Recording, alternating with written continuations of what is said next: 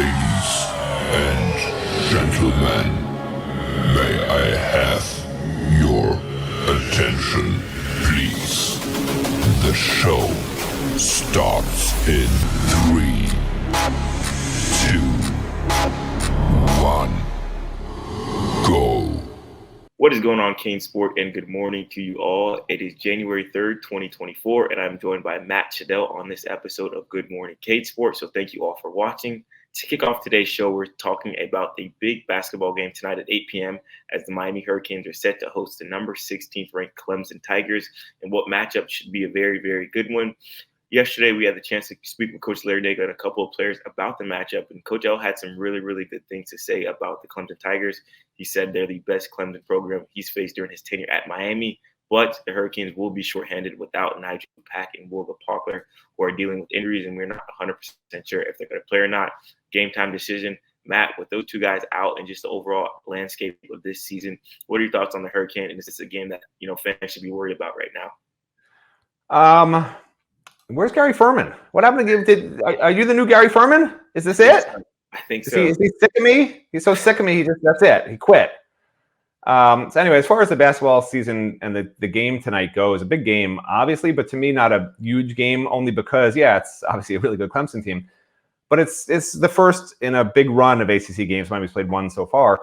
And, you can't read into it too much. If Miami is indeed missing Wooga Poplar and Nigel Pack, maybe it's a benefit in disguise. Maybe some of these younger guys will step up. Maybe they'll discover a renewed team chemistry because they played the couple of really good teams they played so far. They got blown out, which wasn't a really good look. And maybe this is a chance to sort of re-energize the team with a little, a couple of guys getting a chance to play that normally wouldn't get as many minutes. I don't know, because obviously you need Nigel, and Wooga's the best all-around player on the team to me. So we'll see. But, it was a little surprising to me yesterday when Larranaga announced to the world that Nigel and Wooga, are both injured. I just hope Mario Cristobal wasn't watching, because, he'll need to go to the hospital for a bunch of medical tests on his brain health if he heard a coach actually saying there was injuries in public out loud. But with that said, it would be nice to see Miami play well, play hard. And if they lose, so be it. What you don't want is any finger pointing or a lot of turnovers or just bad play. You want the team to continually be getting better. They've been at this for a couple of months now, and you want to see things moving in a positive direction. And against a really good team, it would be good to see that. But of course, the whole ACC schedule is littered with pretty good teams. So as they go along in this schedule, we'll get a better sense of what Miami is all about basketball-wise. Yeah, tonight I'm really excited to see how, young guys like Keyshawn George and, Benzie Joseph, who's been there for a couple of years, kind of step up in absence of, William and Nigel. So should be a really, really good one. We'll have you covered with everything from that game later this evening. Jumping into a little bit of football news, we have our off-season offensive depth chart projections. Matt, like you always do, you went in the lab, you started cooking up some stuff. Just what were your thoughts about, looking at the depth chart headed into next season, what they did last year?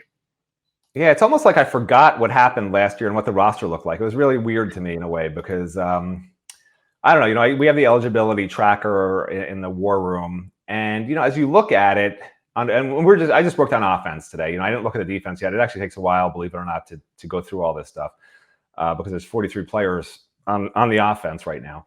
To me, there's obviously everyone knows about quarterback and what's going on there. The running back position, I think, is extremely strong. Probably one of the better rooms in the ACC, if not the country, to me, with Mark Fletcher, Henry Parrish, and A.J. Allen leading the way. And they got a bunch of younger guys who are, I think, going to be really good. So that to me is a really solid room. The only caveat there, is Mark Fletcher fast enough to be not just a power back, but a breakaway threat. And if he is, then, he's a every down back, But if he's not, you need the Parrish and the A.J. Allen and some other guys who can, be that thunder lightning duo. Wide receiver, I still have a lot of question marks about because Jacoby George was such a disappointment at the end of the year. Instead of getting better, he lost his mind. A lot of silly penalties. Just didn't do what you expect a standout wide receiver at the University of Miami to do. Which leaves Xavier Restrepo as the one guy, and I'm glad he's coming back. It's funny to me, like Xavier, I was looking at his stats, which were off the charts. And it's just sort of funny, and I'm one of them. But I don't love that Miami was constantly throwing to Xavier all year. And everyone knows you're throwing to him. How about some other guys, and targeting some other guys? And Jacoby was targeted a decent amount. But I as you look at the results and how Xavier is, you sort of see why they were throwing to him constantly. I mean, he was the guy who would get open the most, right? Very quickly. He was a guy who would make really acrobatic catches with balls anywhere near him. So I get that. But you do need some other guys to step up. And Colby Young obviously is now at Georgia. So you need Isaiah Horton and to me and Ray Joseph. Those are the two key guys there. If both those guys can step up and really complement this group, that's the best hope.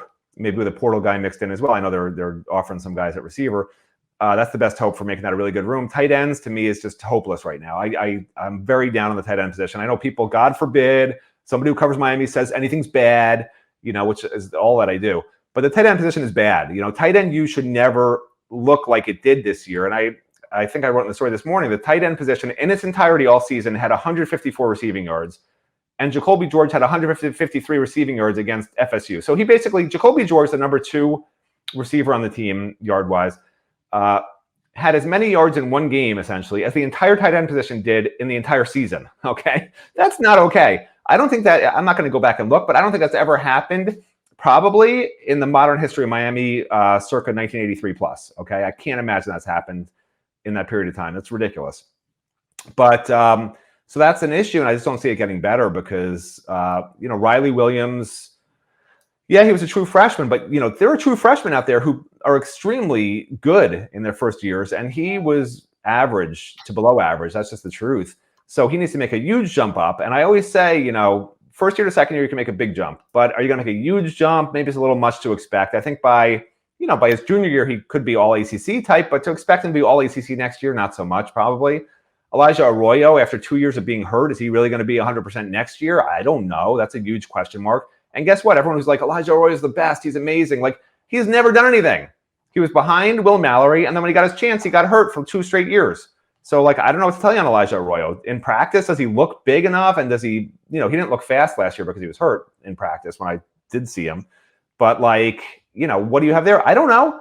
And then you got Jackson Carver and Elijah Lofton. Jackson needs to gain a lot of weight, but he could be a very good tall receiving tight end. And Elijah could wind up being the guy next year. I mean, it wouldn't shock me in this tight ends room if they take a transfer at some point, probably after the spring, when they realize we need some serious help here, or if Elijah Lofton is the real deal, if he winds up being the main guy. And then the offensive line's going to be fine. I like Zach Carpenter a lot at center. Do I like him as much as Matt Lee? No, but he's not that far off. He'll be just fine. Probably a top 3, top 4 ACC center in my opinion. Not that I've looked at the other ACC centers, but as a reporter, we just make stuff up that sounds good. So top 3, top 4, 100%. I know what I'm talking about with that. No, but he graded out really well. Multi-year starter at Indiana, talented guy. And then you got 3 other returning starters, and then the other spot, unless again Mario loses his brain and starts his nephew like he did in the bowl game. It should be Matthew McCoy, I would think, as a starting guard. But that's one of the more interesting things to me because, yeah, you could put Matthew McCoy at guard, and yeah, I think he's really good. But might this lineup be better if you have Samson Okunlola starting at left tackle or right tackle with Francis, the other one, depending who's better at which, and then Jalen Rivers, who actually is a starting guard and was moved to tackle by necessity and did just fine at tackle, by the way, but he's an outstanding offensive guard as well. Do you then move him back to guard because your best 5 includes Samson, who is a natural tackle? Or the other option here, and maybe it's crazy talk, but I think Markel Bell, who's a JUCO guy, one of the top-rated JUCO guys, I'm not going to compare him to Mount McKinney, but Mount McKinney came in from JUCO and did okay, right? And this guy's, I think, bigger than McKinney. I mean, this guy's a monster. Could he come in and be an answer as well, at tackle? And again, you move Jalen Rivers to guard. So there are going to be some moving parts, some really interesting things to watch. Tommy Kinsler's also a guy not to sleep on. I think coaches are really high on him. So that one open starting spot could shake things up a lot as this team really looks to hone in on its starting 5. And remember, this year, the starting 5 never got hurt. Didn't miss a game, barely missed any reps. The only time they were out of the game was in meaningless garbage time. So again, when that happens, you don't have much depth built behind them with returners, which is why there's a little bit of a question mark when you have 3 returning starters back and a portal guy. But I think that position is going to be fine. So I've talked for my 9 minutes and 29 seconds, Izubee. Take it away. It's all you. Do your best. Do your best Gary Furman impersonation. You don't interrupt me. It's so boring having you as the host. Wait, Matt. That's it. But no, just kind of going with the offense a little bit. Obviously we know By the way, that was your best Gary Furman impersonation? I'm not the best at impersonations. I can't lie to you. I can't. If it's not someone happy or go lucky, you got to count me out with that one. But I'll try. I'll try to do my best Furman impersonation right now. Listen, I'm not going to do it. You shouldn't do it. It's just going to get us in big trouble. We'll wind up at a rival network very quickly if we start doing Gary Furman impersonations. I'll do my best Izubee Charles impersonation. Miami's going undefeated for the next 10 years. There you go. There you go. But no, in all seriousness, I really do like this offense. I know someone said, Izubee, I don't think you're right about the Shannon Dawson thing and things like that. I'm like, guys, do you really think this offense took a step back from last year under Gaddis with Dawson? Me personally, you look at the numbers, you look at the overall everything. I feel like this offense took a step in the right direction, and having a coordinator for the second year in a row is going to do wonders for a lot of these guys. We all know the question marks surrounding the quarterback, and then like you mentioned with tight ends, position group that looked, abysmal this year, pretty much wasn't there. I feel like those are the two biggest question marks. But like you mentioned with Mark Fletcher and Jordan Lyle coming in, AJ Allen, Henry Parrish in that backfield, Trevante Citizen, maybe we'll see him next year. I know it's been 2 years, but hopefully he can kind of make something happen in his career. The offensive line, I feel like I'll never be worried about. I remember when Coach Mirabal said, I'll cut off my arms and legs before this offensive line is a weakness of this team. He's kind of, making good of that promise. So I'm happy to see that. And with the wide receivers, I kind of switched my thoughts at the beginning of the season. I was all Jacoby George and was praising him, saying he's the best wideout on the team and all this and all that. And I was kind of like, why are we throwing the ball to Xavier Restrepo so much? And then I realized, hey, Xavier's like your most consistent guy. He's going to catch everything. And like you mentioned, Jacoby kind of lost his mind at the end. Obviously, we're joking about that, but he did, lose his temper in a few games, a couple flags, in that Rutgers game, a flagging in the Florida State game, I believe a flag in the Louisville game. So that position group, I do like it with, Nykar and Josiah Trader coming in. But, really the big question marks, like you mentioned, can we see production out of the tight ends and that QB situation? Who's going to be that starting guy under center for Miami tomorrow? But so let's talk about the other side of the ball a little bit. We continue our 30 for 30 series, counting down Miami's top 30 players returning next year. And we look at safety Markeith Williams. He's going to have some big shoes to fill with Cam Kitchens and James Williams both headed to the NFL draft. After kind of looking at his season last year, what were your thoughts on him, Matt? Before the bowl game, I don't think he would have been on this list. But he did flash in the bowl game. He had 8 tackles, shared a tackle for a loss, had a pass breakup. He actually looked like he learned something playing behind Cam Kitchens and James Williams, which is important because Miami needs safety production, safety help, however you want to phrase it, desperately. Almost as desperately as Gary Furman needs wings at his favorite restaurant with all those bikini-clad women. But in terms of Markeith himself, Miami brought in Savion Riley from Vanderbilt, who's young. He's not a free agent. He's a guy that'll compete to start. But if Markeith plays the way he did in the bowl game, and this was against a really bad Rutgers offense, which we should note that as well. But if he plays that well and has that kind of production, he's got a very good chance to start next year. Everyone wants to run to the portal just because backups at a certain position have no proven track record of production or big plays. But, sometimes there are guys who are backups who are going to be better than your free agents. At some point, your backups are supposed to be stars, right, at great teams. Maybe Markeith is one of them because he certainly looked really, really good in the bowl game. And if his development has come along as well as it showed there's no reason he can't, be a really, really good safety at the University of Miami next year. But certainly depth at safety is a problem. I don't know who starts next to him. Jaden Harris had a couple of moments that were good, but I don't think he's a long-term answer just based on talking to some people around the program. He'll have to step up his game quite a bit.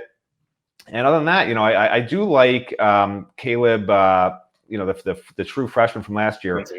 Yes, he's a big physical specimen who looks like he can move a little bit. But safety is such an important position. Hopefully in his second year, he'll be able to really grasp what he needs to do. Because how Lance Guidry uses his safeties is really complex. Like, that's not a normal defense.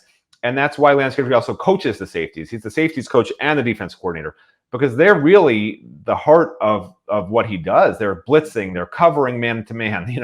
They're the last man on defense to help out sometimes. So they do a whole different rigmarole of things. So, if he can really grasp what he's doing, he has a chance to start also, even though he'll just be in his second year.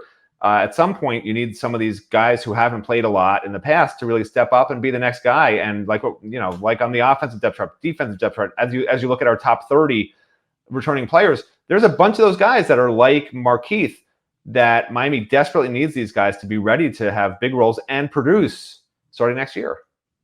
I'm going to add that word to my vocabulary, rigmarole. I like rigmarole. Rigmarole. You learn something new every day, but, in all seriousness, I'd like, during the fall scrimmage earlier this year, or last year, I should say, I watched Markeith when the open scrimmage that we had, they had a Hard Rock, and I was like, I like this kid. He flies around. He's not afraid to, go hit a guy. He's not afraid to get his nose in the dirt and things like that. And, you saw a little bit of that during the Rutgers game. He was coming off, the edge. He got a sack, I believe, a tackle for loss. So he flashed, a couple things that you want to see from that safety position.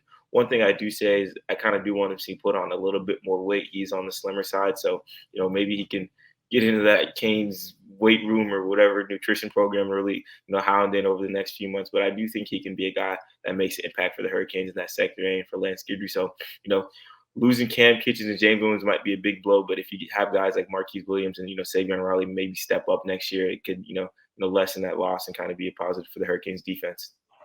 Alrighty, and in recruiting news, we have a few inside the line features with Miami signees Booker Pickett and Josiah Trader. Ahead of the Under Armour All-American game, which is going to be played today at 4 p.m. I had the chance to sit down with Booker Pickett for the first time since he committed to Miami, obviously the son of former Miami defender Booker Pickett, and he had a lot of great things to say. He talked about his recruitment process, how that official visit weekend to Miami on December before signing day was huge in his commitment to the Hurricanes, this whole bunch of other things, his talent. Kid had about almost 100 sacks in high school career, so a very talented defender coming to Miami, as well as Josiah Trader, the 2024 Shamadan wide receiver. Big year for him, three straight state championships, and we talk about all that as well, so make sure to check that out. Also, we have our feature on our weekly Canes in the NFL, and this week, a huge week from Tyreek Stevenson. 4 pass breaks up and 2 interceptions. Matt, we had the chance to watch Tyreek a lot last year. We had our blogs with him. He was one of the guys that we probably would say had the closest connection with. Are you surprised to see him shining at the NFL this early in his career? 2 interceptions, one of the best DBs and one of the best rookies in the league this year. So what are your thoughts about Tyreek's year, and did you expect this coming out of him? It bothers me. It bothers me that Tyreek is so good because he was fine at Miami. Was he like the greatest player? No. Was he, did he look as good as he does in the NFL, at a different level, looking better to me than he did here? Like, no. So what bothers me is it's just this run, and you haven't been here all that long, Izubee, long enough. It probably feels like a century for you that you've been here, but it's just so many players I've seen go from Miami to the NFL and do really well in the NFL, better production-wise than they did at Miami, even though it's a harder level of play, a more difficult opponents, more difficult everything, and they do better.